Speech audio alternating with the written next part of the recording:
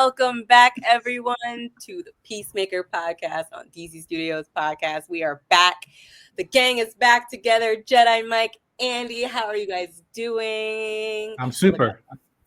Oh, that's so cute. I'm good. It's great to be again. Happy summer, everyone. Oh my god, it's even more adorable. I didn't know you could actually detach. Well, there he goes. So cool. But yeah, we 2025. What a year for DC. I know. The turntables have turned.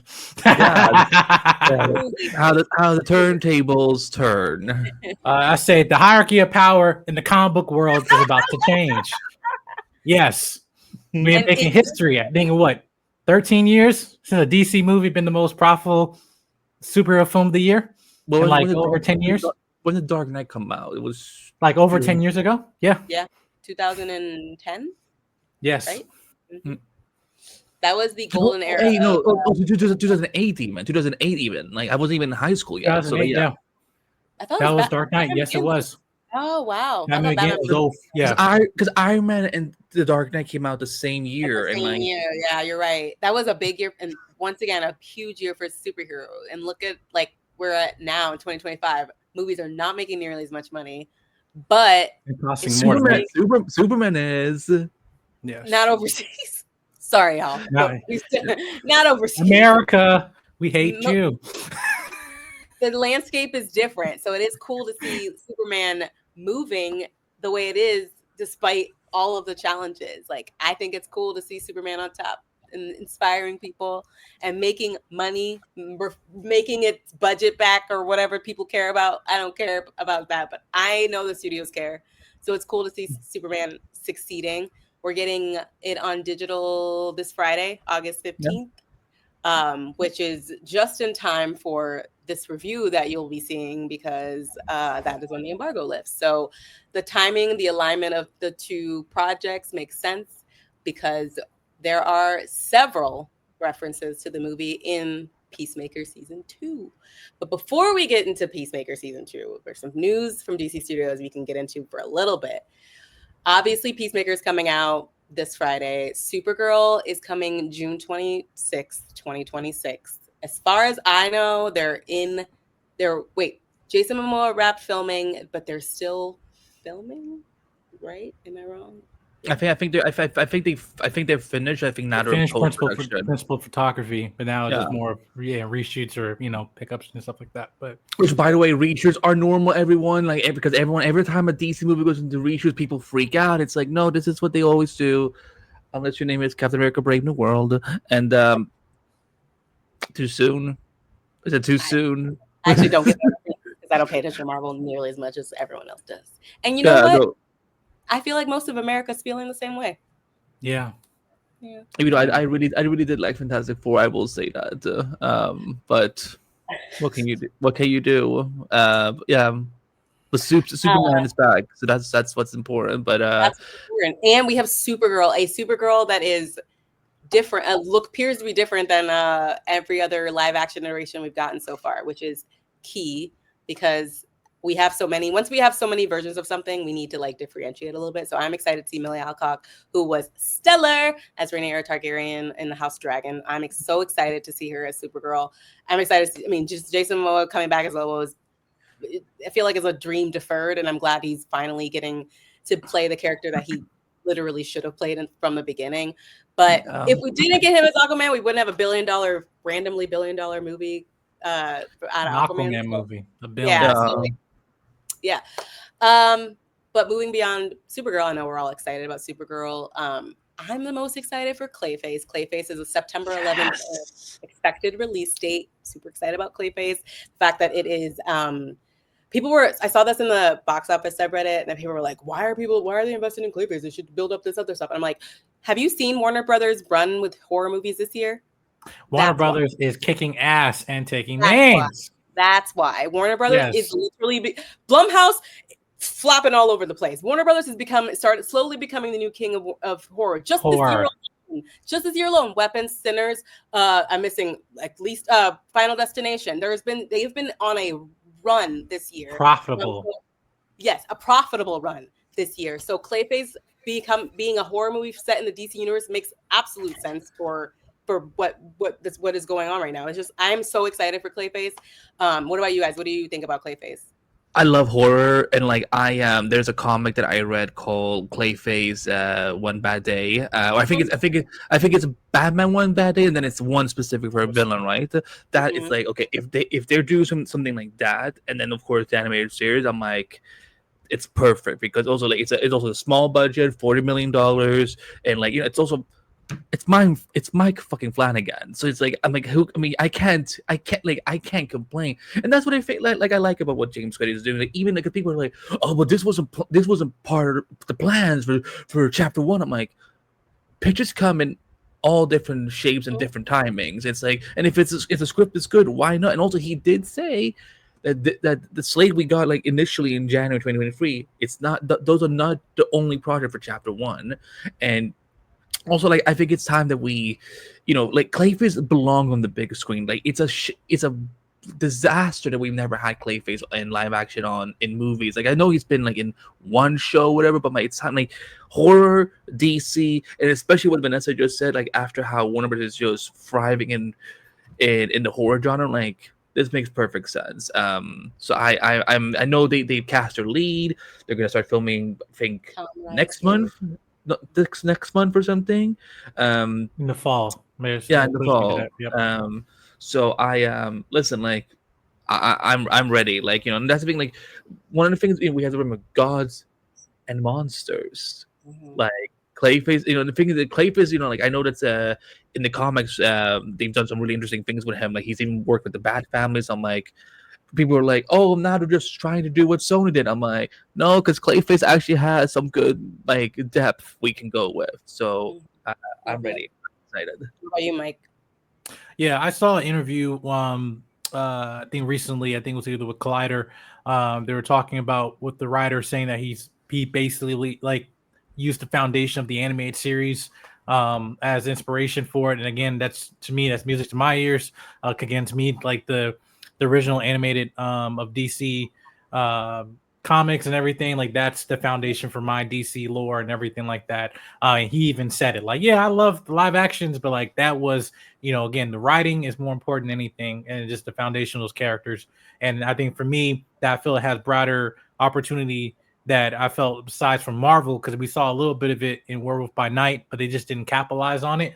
I think this is now putting it in the cinema and not pulling no punches. This is a theatrical release with the low budget. And again, going back to the principle of filmmaking and not hiding behind CGI and the amount of billions of dollars your company is on. But, it's again, going back to why we love the cinema. So, again, that's why I love DC. These characters, I feel they're the most proud to be in the cinema. That's where they belong. So looking forward to it. Now, I think you guys will get to see, because you guys are obviously going to go back to CinemaCon next year. So I'm sure. Oh, don't remind me. I'm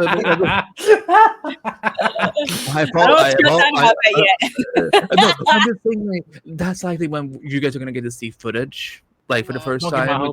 Don't get my hopes up. At least for Supergirl. I don't know about Clayface, but I do think for Supergirl, Clayface, we might get a little something, but I don't. We saw dynamic duo footage. I know, that's true. I forgot about that too. I was like, oh my god, we did see that. we were. It was a quick glimpse. I was like, hold up, I see a red jacket. Yeah. And then moving beyond Clayface, we have Lanterns coming early 2026. You guys, the continued appearances of Guy Gardner. We will have Jon Stewart and Hal Jordan leading the show. Aaron Pierre and Kyle Chandler. Thank you. I know his face, but I never can remember his name. But like, super excited for the show. Oh, look at that! It's Guy Gardner's ring. I'm waiting for the black man's ring, but I'll wait. I'm waiting for his ring. Difference of the rings too, because it looks like they all have different rings. So I'm excited to see. Yes, we're going to be getting. That's their rings. So I'm waiting. I'm excited. What are you guys excited about for Lanterns? Everything. That's it.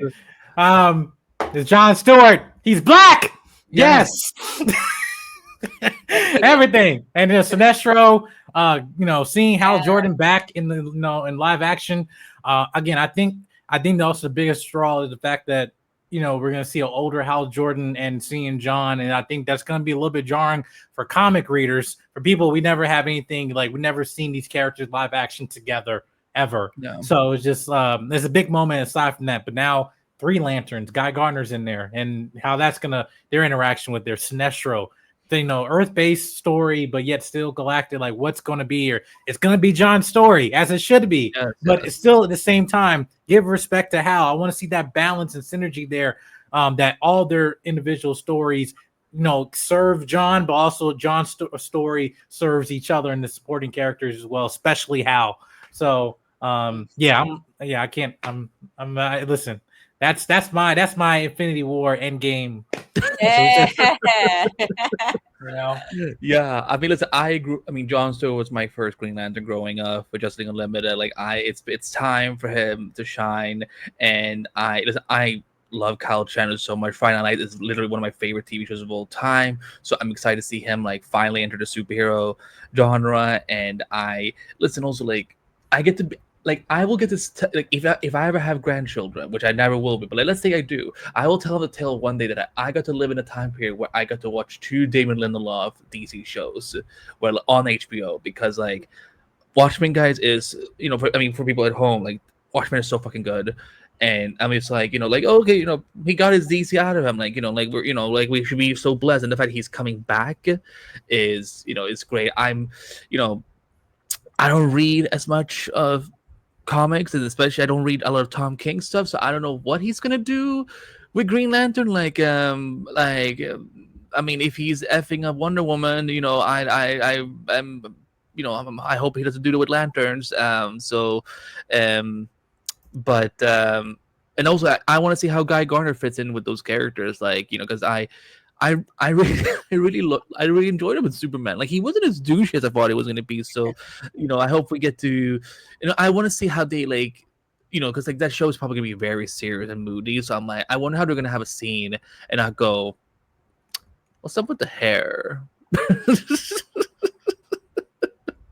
But yes, hopefully we will get a trailer soon for that this fall, because they're definitely done filming.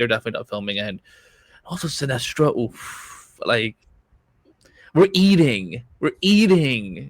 Yes. Sunday nights, HBO. Yeah, I'm excited for the show. I'm a little bit more excited now than I was before, because I'm not a big lanterns person, a big Green Lantern person, but between like this and then like the Absolute Green Lantern comic is like, I'm like, okay, I'm starting to get into like some of the different versions of Green Lantern. And the Green Lantern Corps series is actually really good. I'm supposed to be interviewing one of the writers of that soon. But honestly, lanterns are they've stepped up the lanterns game recently this year. So there's a lot more that I'm more interested in than usually I wasn't before. And it started with Jo Mullein, who is the best Green Lantern, in my opinion. And I hope we do see her eventually in the show, because she is the only Black bisexual female Green Lantern in the comics. And I want her in the show. Next, the last 2 things really is the animation side, is Dynamic Duo, which we did see a glimpse of at CinemaCon, and then more Creature Commandos. Season 2 is in pre-production. Or what? Yes, it's early. Yeah. I don't know if Mr. Miracle. We have the Mr. Miracle show. That will be coming some point, but it's not on this list, so I don't know when it's coming. I think they only officially put stuff on here that actually had dates on it. But okay. Yes, Mr. Miracle and Big Barda are coming. Yeah, that's based on the Tom King, Mitch Gerard's Mr. Miracle comic. Now, I don't know. I saw something today, and again, going back to sources and just stuff as journalists is very important. I don't know. They confirmed, at least it was a conversation either with James passively said it or somebody said it, that Dynamic Duo is canon. They said it was not canon to the Batman universe, but they're saying that James said it at first in the past. He said it could be possibly canon, but we need to see if this fits into the overall universe. And then today, some came out like, "Oh yeah, no, it is canon." I don't know if that to be true. I haven't seen that, so like this is news to me. But like, if it is canon, I mean, that will. But if it is canon, I'm just saying, what better way to actually do narrative pickup of time that you don't have?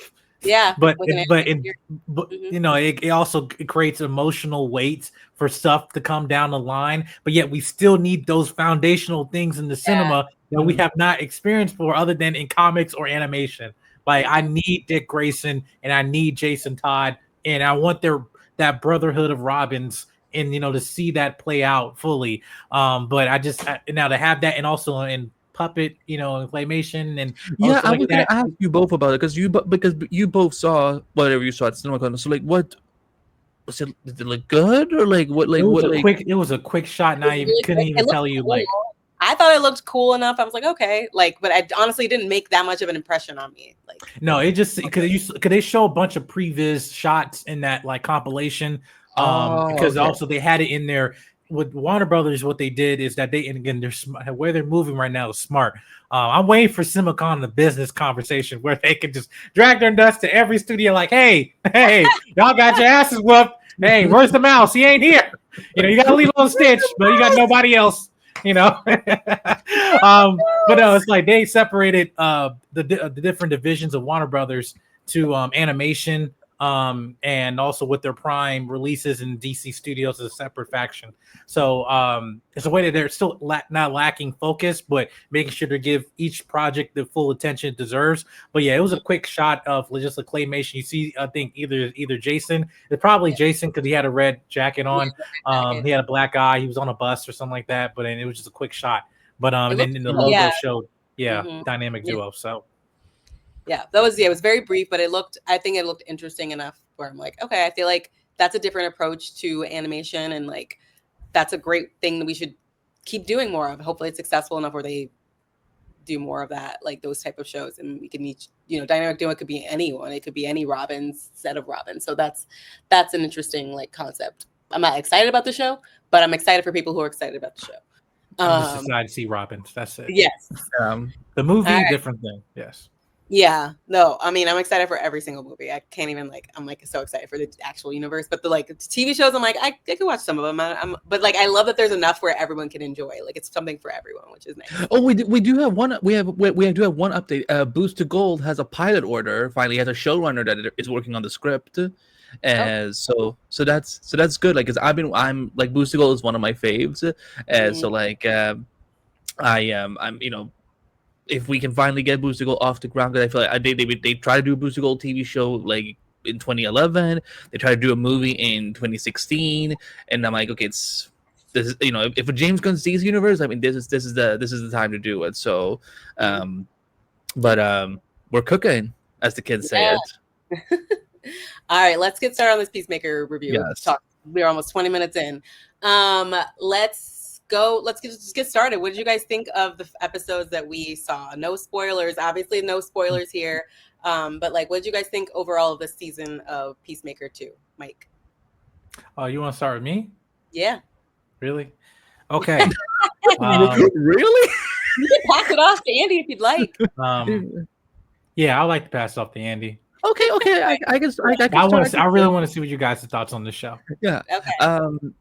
Listen, like, this is the show that I never thought I would actually like. I thought, like, okay, I'm gonna watch an episode because John Cena's hot and I love Daniel Brooks. And then of course I fell in love with the show because with like most things that James Gunn does, he does really good ensemble stuff. So I've been waiting so long now for season 2, and I am very, very impressed by what we've seen these first 5 episodes. There's a lot of comedy and humor. It's definitely not like Superman, very different tone indeed, but like it is fun, but also like, there's more depth, I think, this year with there's a lot of like every character is they're going through something, they're dealing with something, and it feels like we're season 1, like season 1 is always the world building time for a show where like we can have more fun, we can be a little more loosey whatever, and now like we're on a foundation and we're kind of moving forward.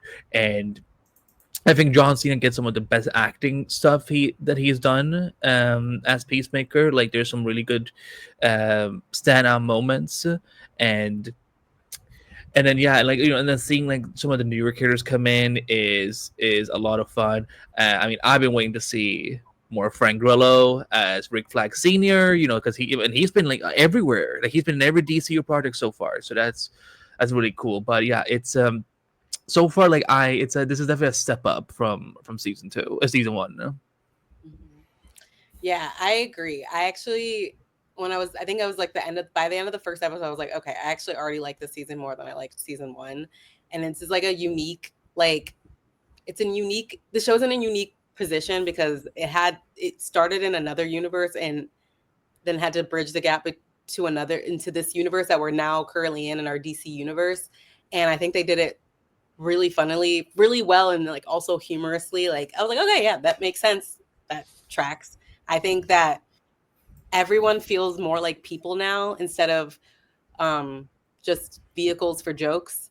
I think that the jokes are funny, but I think more of the just gunnisms and jokes like this, like dumb shit, is being passed off to more of the minor characters. And like, while our main group is still funny, it's just, there's more depth to them now. Like, we're starting to get a little bit of a, like Adrian seems like he's going through some shit. He misses his friends.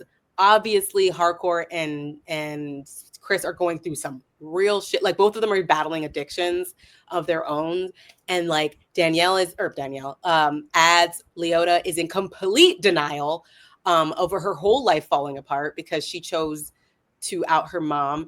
And then Economos is just like trying his best. And like, it's so real. Like, I feel so much for Economos too. I'm like, the characters just feel more like real people instead of like just like archetypes. An opportunity to make a dick joke. Like, that's, and there are plenty of dick jokes to be had, but plenty of them to be had. But I think there's a lot more. I think there's a lot more interesting things happening. I'm more invested in what's going on, and the addition of Tim Meadows into this season, brilliant. He's fucking hilarious. I don't know what his problem. I don't know what his purpose is in the show besides jokes. But I'm okay with it because it's a dumb gun show. I will say there's one character I'm absolutely annoyed that they included. The Eagle Hunter guy. Terrible fucking character. Awful inclusion. I hate that they included him. I hate him. Hate this character. Yeah. Why Mega Worker doesn't have to be in every project, James Gunn? But anyway, I will say that I'm enjoying the season a lot more than I did season 1 so far. What about you, Mike? If you feel ready. Okay, first off, you guys know me. I'm very fair, and I literally saw Superman last Saturday with my father. Father was it was his first time watching Superman, so right before getting ready to go on DVD this week and everything. And again, this Superman, I've seen it now 5 times at the cinema. It's been a while since I've seen a movie that many times.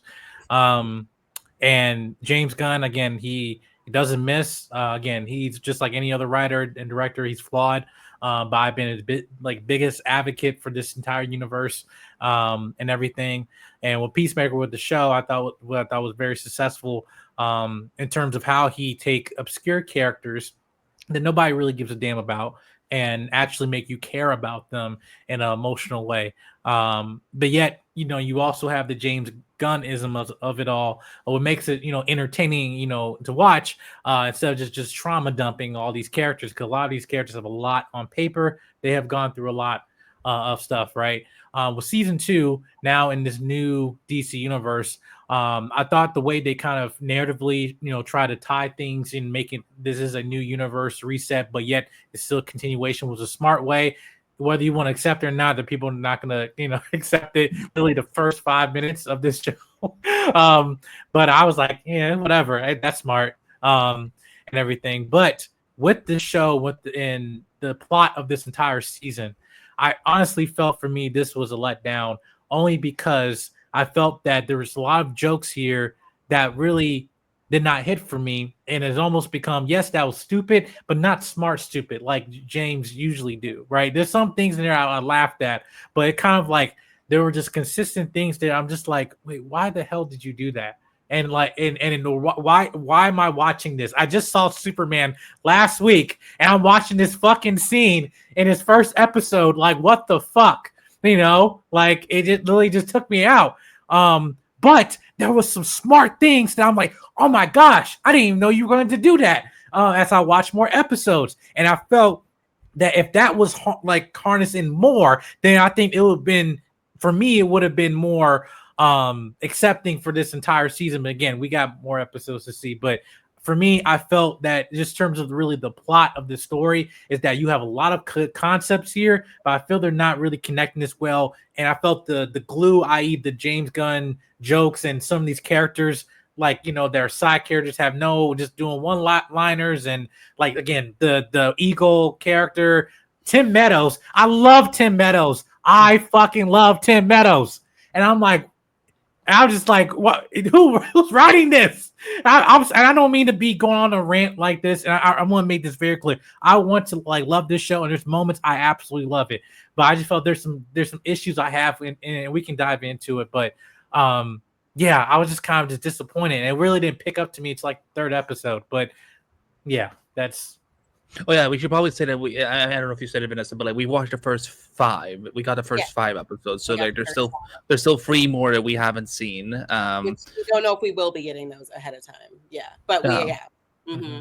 Yeah, no, I think that's fair. I think people, for me, I think people don't really realize, or maybe they do, or maybe they don't expect it. Especially like Superman is Superman. Like that's that's the brand, and then Peacemaker is James Gunn's like dumb joke. Like I don't think we're ever supposed to take Peacemaker that seriously, which is why I was surprised that the show was so like this season was like there was actually more depth in the characters than I was expecting, because I was just expecting more of the same of last season. Correct. So I think that like this is really just like James Gunn's vehicle to just say the craziest shit possible. Like I think that's just because he can't do that with Superman. Like he can go as far as he can, but the studio is always going to rein him back. Like originally, Guy Gardner said, "Don't be such a pussy," instead of "Don't be such a wimp" to Superman, and the studio was like, "No."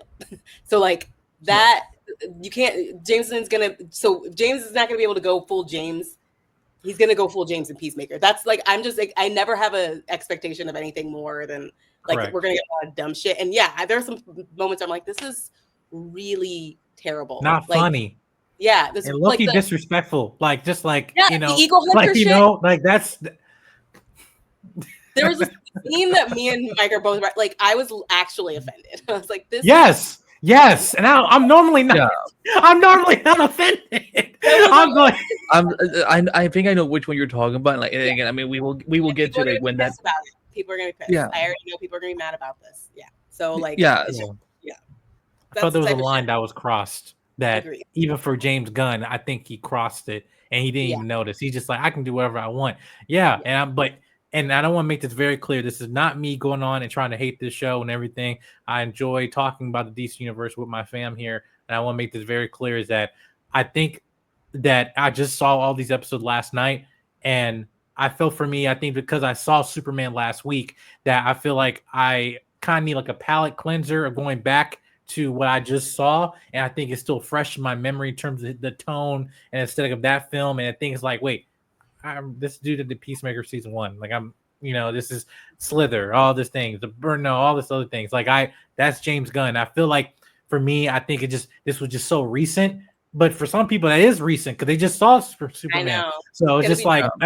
So for some people, they might feel this is kind of weird. And I think it just take some time getting used to in this universe, the fact that we have this wide range to switch in different tones. I just think for me, this was just very shocking. And just in the first episode, like, hold up, like what I just jump into. But yeah, I just want to acknowledge that. No, that's fair. That's absolutely fair. And I think we're probably going to see a lot of people who are like never seen Peacemaker before and it's just going to check out season 2 because they loved Superman and going to be like, what the fuck?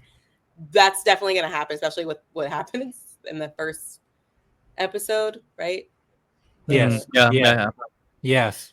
So that, stuff like that. It's like, this isn't for kids. It's definitely not for, I'm not going to recommend this show into my mommy group. Like everyone, I'm in a mommy group chat.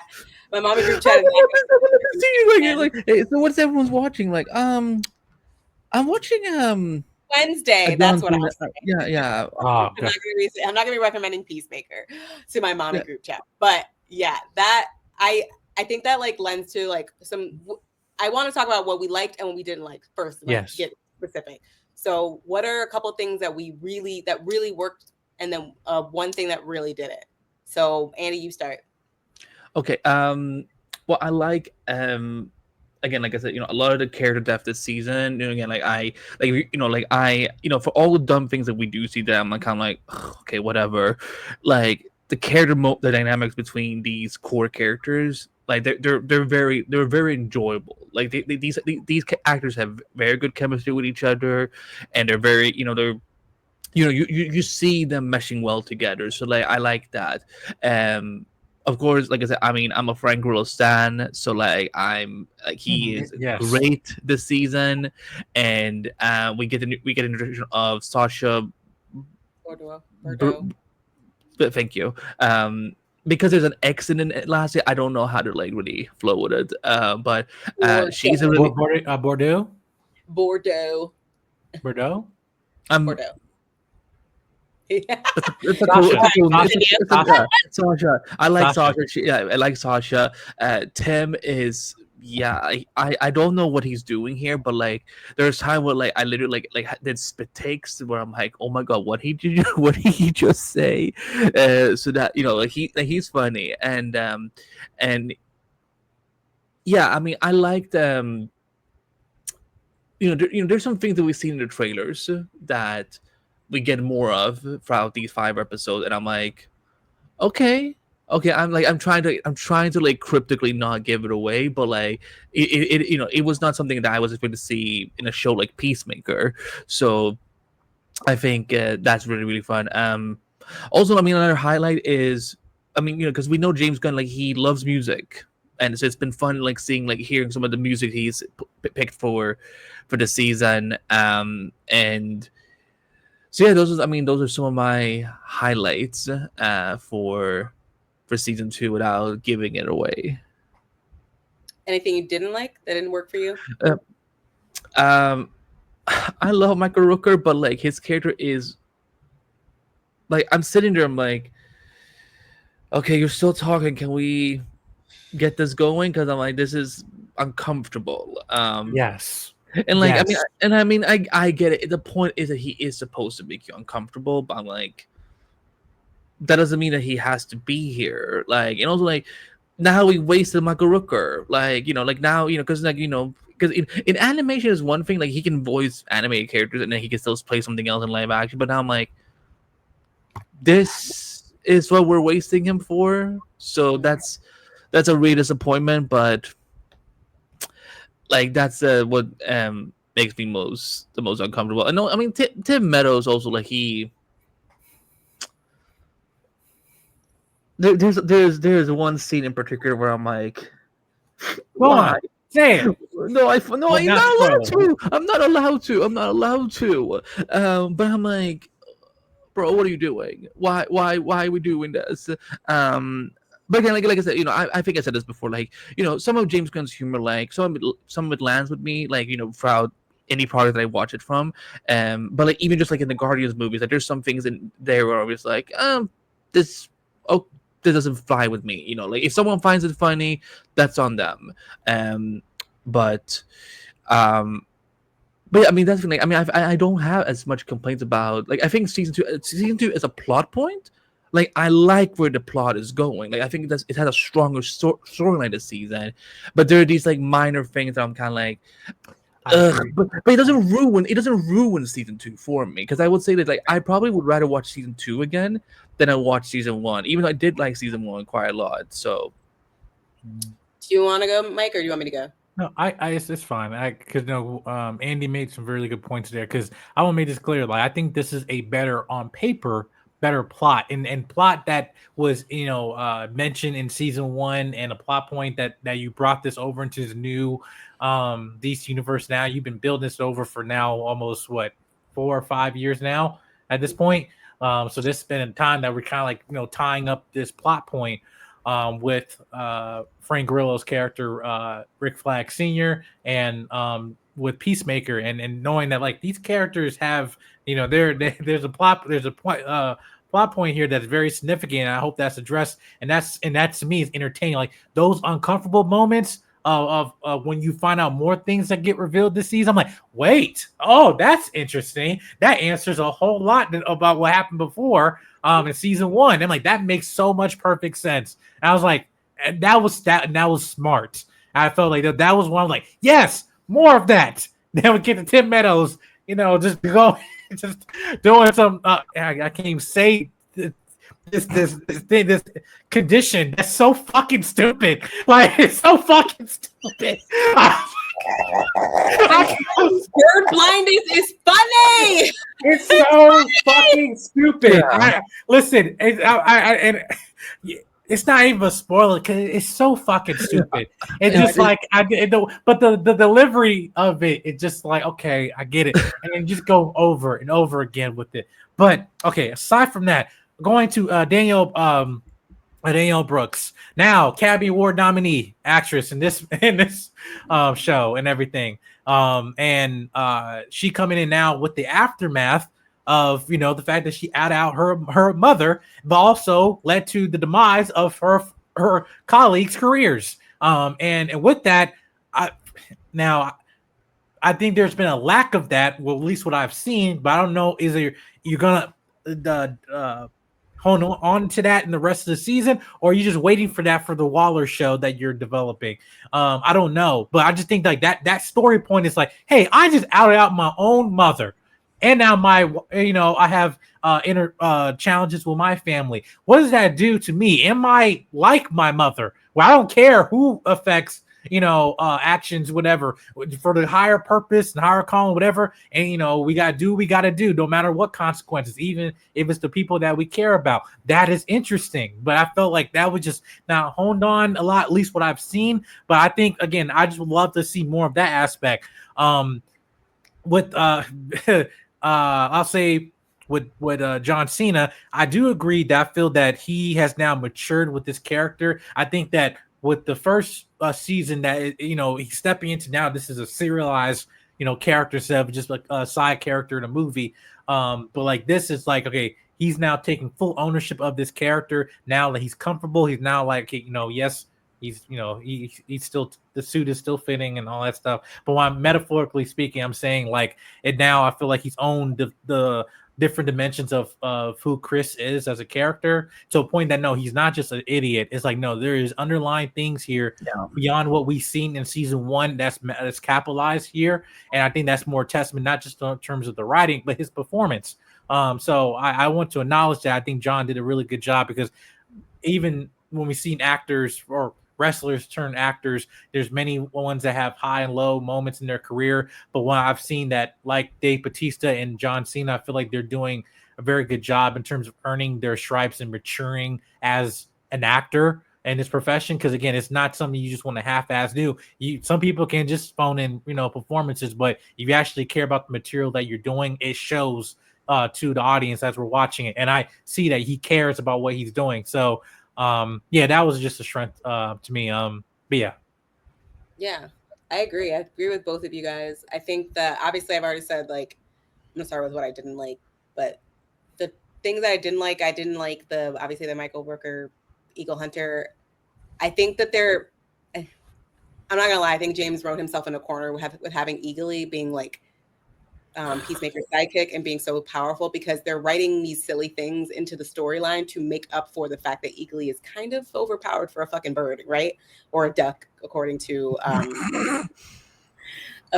Tim Meadows' character. I can't remember his name, but I think that's part of what I'm seeing, is that the complaint is that, like, that's really what it is. He wrote himself into this corner. Like, at some point, the bird is going to have to die. I'm sorry, but the bird's going to have to die, and there's going to be some tragic thing. No, I cannot accept this. I will die if the bird dies. I don't care, but the bird's got to go, because they're going to keep writing this kind of silliness more and more because to accommodate the bird. And like, I don't feel like we need to keep having that. We can make the bird, we can like resurrect Eagly as like an android bird, and that'll make more sense. I don't know. Something about this isn't really working, and that's why we're getting dumb shit like Eagle Hunter and the bird blindness. Where the Eagle Hunter does not work, the bird blindness does work, because it makes me laugh. So if it makes me laugh, I don't care, because the delivery of his lines of like, a fucking duck just hit me, like, it's so stupid. It's so stupid. I do laugh, and I'm sorry. It is so funny. Now, do we need to hear mention of it so many times and like make it a part of the entire plot point where they're talking about it so much? To like, we could do so much more with Sacha Bordeaux, and like, this is what we're doing. It just feels like a waste of her character. Yes. She's so interesting in the comics. Like she's an agent of Checkmate, and like she's so interesting, and like I just feel like they're underutilizing her quite a bit. Like she's just handling a bunch of dumbass dudes in a van. Like I feel like she could do so much more than what they're giving her. And then so those things aren't really working for me in terms of like the show. But like honestly, there is a lot that does work for me. I love that they're exploring Harcourt's toxic masculinity and the effect of like everything on her. The fact that she's addicted to violence, and it's also interesting to me her relationship with Chris and like their fucked up like thing that they've got going on. I find it also interesting because they feel real. Like James Gunn he writes like relationships, especially between men and women, like pretty decently. Like we saw that with Clark and Lois and Superman, and we're seeing that with Harcourt and Chris. Like that, these are like complicated relationships. They don't just like there is no right or wrong answer or whatever. It's just the people are people. Like it's messy, and I think that that's a smart way to like kind of do it, especially when there's multiple versions of the people that we see. And like I'm not gonna go any deeper than that, but we do see multiple versions of some of our favorite characters, and that is interesting. Like it's always going to be interesting to me to see the multiverse in whatever way we can get it, and I think it's interesting to see it in this way, exploring it in this way. That's what makes the plot so much more, I think, interesting than like just a generic body snatching alien invasion, you know? Yeah. Well, yeah, that's fair. I think that this, yeah. Overall, I think this is just season works for me. Like I to your point, Mike, about Leota, I think that because she's so in denial, the narrative is following her along with that, because she's putting out ads and trying to get this thing started. And it's like, honey, baby boo, baby bear. Like she's obviously in denial because she made a huge decision and cannot deal with the fallout of that decision. But I do think the narrative is putting her too much in the best friend like category, where she's not she's just there to like for Chris to talk at, you know, instead of and being she's a vice, not a character. Yeah, and it's like I do want her storyline, because she is Amanda Waller's daughter. Like I feel like there should be more to that. But overall, I think I'm enjoying it. But we should do last thoughts, because we will go in depth into like more in depth with the episodic recaps. We can't go in depth in this. We're doing our best, guys. We're doing our best. Like, but like, there's only so much we can reveal today. We actually have a list of things we cannot talk about from Warner Brothers. So that's kind of a huge thing. Like, there's a reason why we're not talking about, and we're trying not to get in trouble, unlike people on Twitter who are leaking shit. So anyway, we want to actually keep our access. Gagged. We want to actually keep our access. Anyway, so any last thoughts about this season, the first 5 episodes of Peacemaker season 2? Andy? There are some there's some fun surprises, I will say that, and I think we should look forward to it too. I hope, again, like as someone who loves James Gunn's music score, I'm looking forward to see what people think of it, and I'm also curious to see how these final 3 episodes end. You know, like because everyone is always wondering, like, you know, is Peacemaker something that's supposed to be lasting this long? And I'm like, I honestly think it's gonna last like more than maybe like 3 seasons or something, but like I could be wrong. But no, overall, like again, there are things that definitely don't work with this season, but the things that do work about season 2 makes up for it, to the point where I'm like, yeah, like if you wanna come in after Superman, this is definitely not like anything like Superman.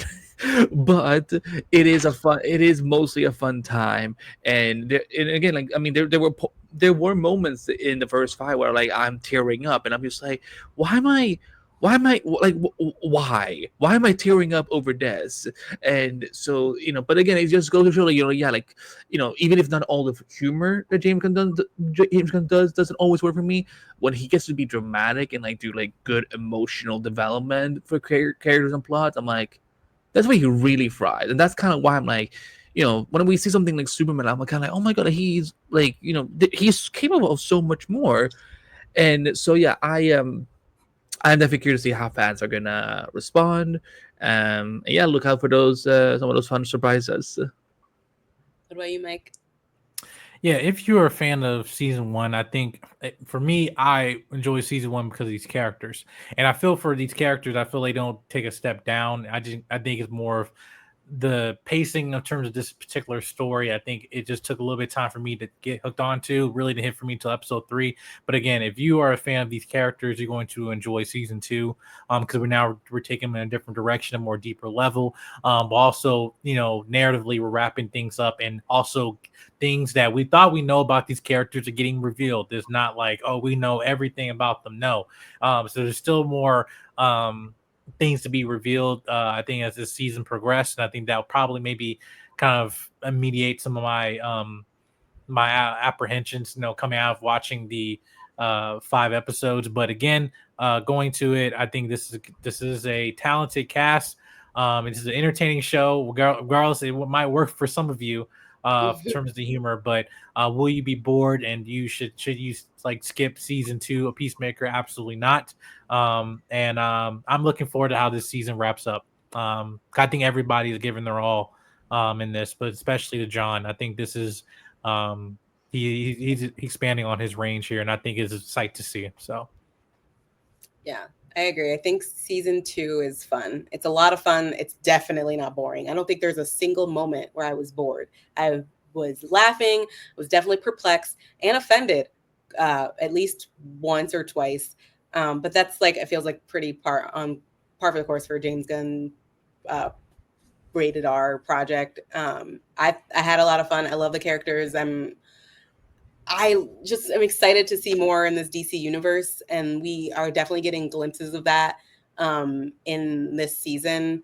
And yeah, I don't know. I like there's like other stuff I want to say, but I can't. But yeah, I know. I can end with this question for everyone. So, like, out of the 5, what's your favorite episode? Out of the 5, like 3. Yeah, mine is 3. Free is very important, and it's very fun. I would say but yeah, there's lots of stuff that comes up in 5. I think that's why only sent out the first 5. So for people who want to figure out what that is, you have to leave a comment down below in this video and let us know what you think. All right, y'all. Signing off. Where can our listeners find you? Jedi Mike. Oh yeah, you can find me on YouTube, Instagram, Twitter, and everything, all socials at Jedi Mike 7. Brought to you by Sowa Media. Got interviews, reviews, and also coverage. I'll be going to TIFF, Toronto, Canada, next month. Hopefully my passport come in here soon. But yes, it will. It got processed. I got the email. It's processing. Yay. So, but yeah, TIFF is on the rise. So be a lookout for that, for red carpets and everything. At Jedi Mike 7 on YouTube. What about you, Andy? I'm all over social media at Anrebact. You can find me there. I'm a senior writer for ScreenRant.com, and lots of superhero coverage from me on my end there. And of course, all the work I do together with my amazing family at Multiverse of Color at multiverseofcolor.com. And I'm hoping to start bringing the showrunner whisperer back, because it's just been a very busy last 12 months. So but yeah, there's episodes still to come out, and that's pretty much it. You also find me here on these two podcasts every week with these lovely folks. Vanessa Shork, as Brother Nate always says. Where can people find you? You can find me at Vanessa Shark on everything. I have some new reviews and an interview coming on multiverseofcolor.com. I'll be interviewing Green Lantern Corps one of the Green Lantern Corps writers soon, and I have some more reviews coming. Obviously, I'll be writing a write-up of Peacemaker, so check that out.